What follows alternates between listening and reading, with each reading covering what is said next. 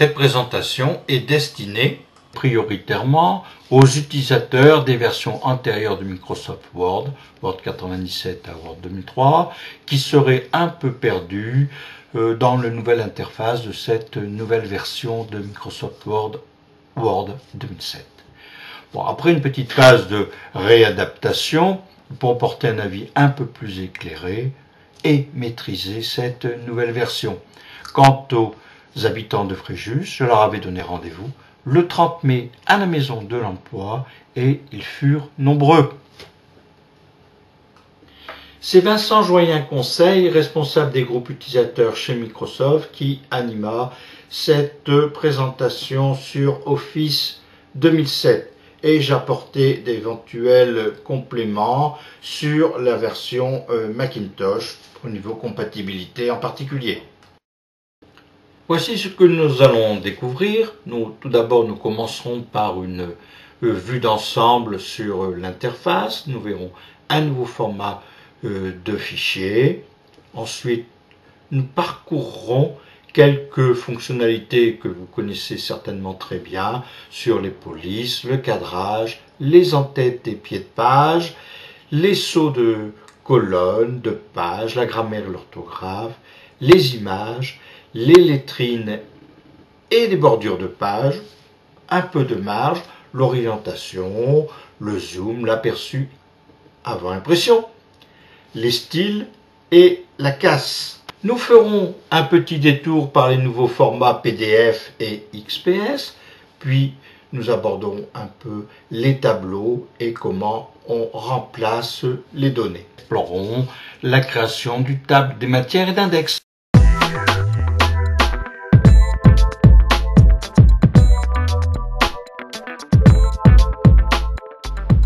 Voyons maintenant le lancement de Word 2007 sous Windows XP, qui se fait classiquement comme toutes les autres applications, soit depuis un raccourci, soit depuis la barre de tâches, ou le menu démarrer si vous préférez. Voici maintenant le lancement de Microsoft Word 2007 sous Windows Vista, soit sous forme de raccourci, soit depuis la barre de tâches.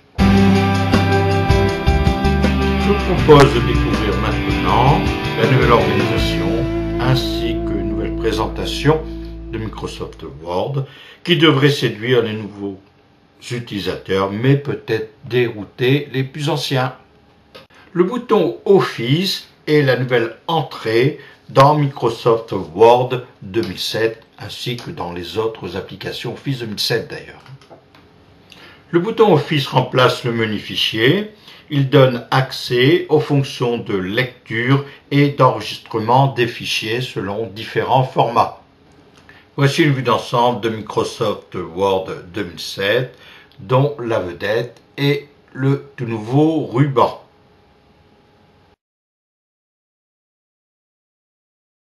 Regardons un peu de plus près le nouveau ruban. Donc vous avez tout en haut à gauche le bouton Microsoft Office. Ensuite, vous avez les onglets, la barre de titre, ici document Microsoft Word, le ruban proprement dit, découpé en plusieurs fonctions. Donc là, ici, vous avez le groupe. Vous avez aussi la barre d'outils d'accès rapide. Et enfin, vous avez le lanceur de boîte de dialogue.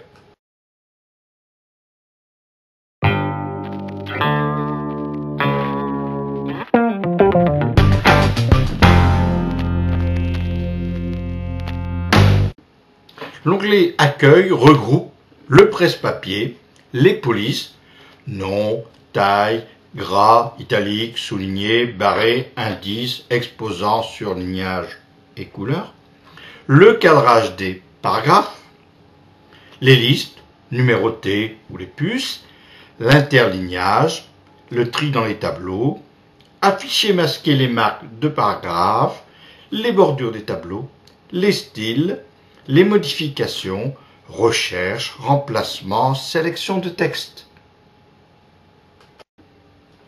L'onglet Insertion contient les pages, page de garde, page vierge, saut de page, les tableaux, les illustrations, images, formes, smart art, graphiques, les liens hypertexte, signé ou renvoi, les en-têtes et pieds de page, en-tête, pied de page, numéro de page, les textes, quick part, word art, lettrines, date et heure, objets, lignes de signature et enfin les symboles.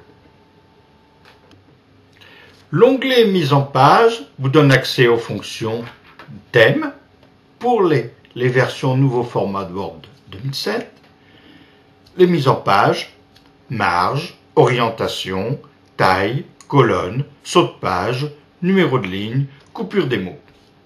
Les arrière-plans, plans de page, filigrane, couleur de page, bordure de page et les paragraphes, retrait, espacement. C'est par l'onglet Références que vous aurez accès aux fonctions de création de table de matière, de notes de bas de page, de citations et de bibliographie, de légendes, d'index et de tables de référence. Par l'onglet Pub et postage, vous pourrez créer des enveloppes et des étiquettes, vous pourrez démarrer la fusion et du publipostage. Vous aurez accès au champ d'écriture et insertion, toujours pour le publipostage. Vous aurez un aperçu des résultats. Vous pourrez faire des recherches sur un destinataire et terminer votre fonction de publipostage et fusionner.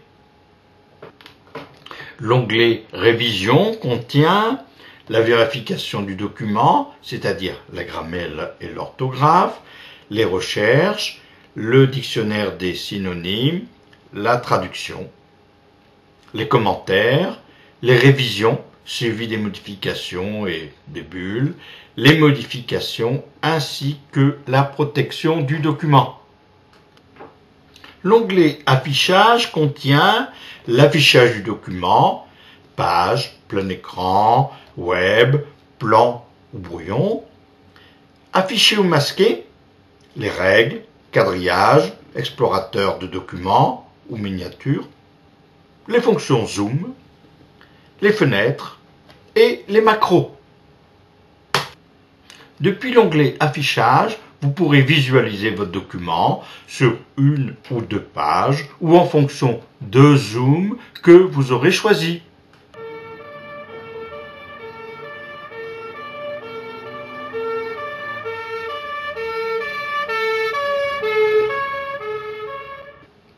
La suite Microsoft Office 2007 introduit un nouveau format de fichier, le format OpenXML pour Extended Markup Language. Les fichiers générés sont incompatibles avec les versions précédentes, sauf si vous ajoutez des petits programmes de conversion. L'extension des fichiers Word 2007 est .docx. Ici, je lis un fichier récemment sauvegardé qui s'appelle Bravade W7.